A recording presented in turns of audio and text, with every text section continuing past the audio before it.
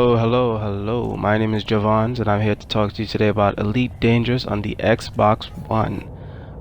Today is the day where I think the Engineers DLC comes out for PC. It's already been out, but it was really just in the beta phase, so a lot of people just had the beta. But now it's actually live code. So that's it for today, where they have both the engineers and planetary landings for season 2, which is Elite Dangerous Horizons.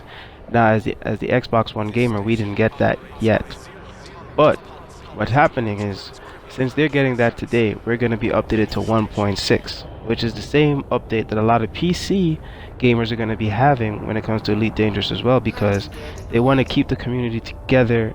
It's separate.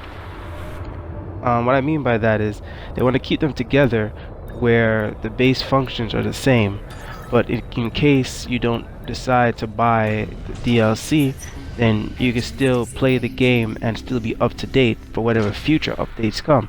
So that's where 1.6 comes in. So basically, this video that you're watching is some of the old interface that it had, and like the title says, pre 1.6.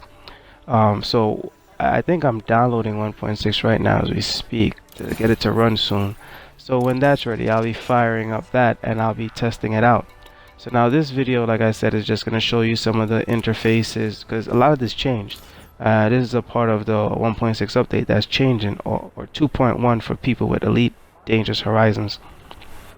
Basically just changed the whole base mechanics of the game, where now you're supposed to be getting video picture.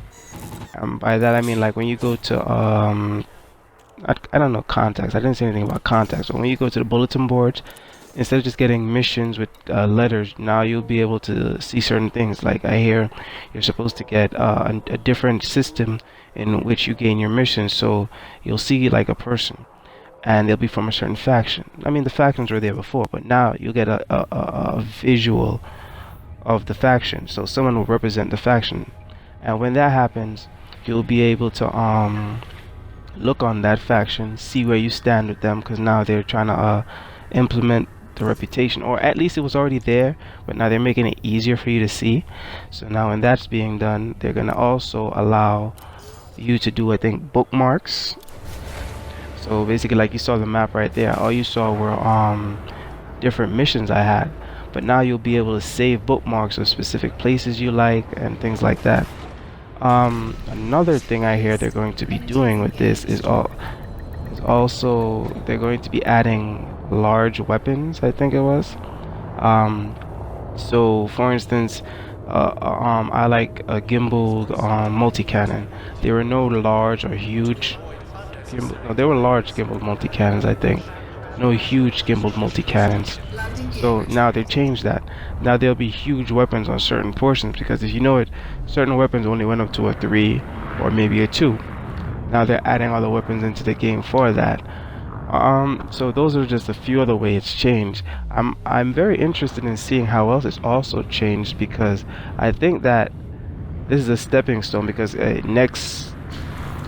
think is it next week, or is it well, it's June 3rd basically. I think it's next week that they're going to implement the DLC for us on Xbox, so then we'll be able to download Horizons, which will then come with both planetary landings and the engineers, which, right, if you've been on like any of the Xbox One forums, we've been asking for that for a long time, and it's finally coming. You know, I was a little skeptical when they said that it was gonna come in June. I mean, I was like, it's probably gonna come towards the end of the year.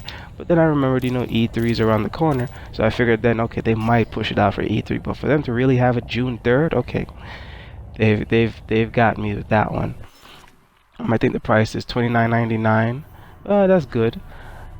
I was told, if I remember clearly, we were supposed to get some incentive for buying the game on the preview program, so I'm hoping we still get that. I don't know how that works. I haven't heard anything about it yet. Okay, so what else? Oh, yeah, so they also said, I think, that when you enter known space where all the starports are, and you start to approach a starport, you'll be hearing from mission control.